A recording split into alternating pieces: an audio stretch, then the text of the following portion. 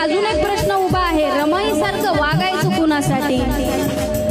समाजात फार लोकांचं म्हणणं असते की समाजात रमाई निर्माण झाली पाहिजे, जिजाऊ झाली पाहिजे, सावित्री झाली पाहिजे, पण रमाई होण्यासाठी सुद्धा पुरुषांना बाबासाहेब व्हावं लागेल का नाही?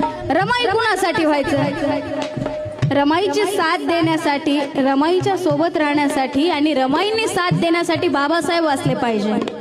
आणि आमच्या पुरुषांनी बाबासाहेबांसारखं वागणं काहीच होत नाही त्या बाबासाहेबांसारखं. मग ज्यांना बाबासाहेबांसारखं वागणं होत नाही, महात्मा फुलेंसारखं वागणं होत नाही, छत्रपती शिवाजी महाराजांसारखं वागणं होत नाही, त्या लोकांनी अपेक्षा ठेवायची नाही की बायकांनी रमाईसारखं वागावं.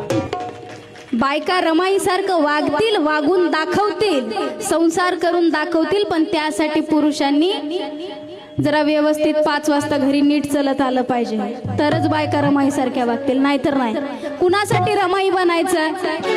ज्यांना बाबासाहेबच कळला नाही त्या माणसांसाठी रमाई बनून फायदा नाही.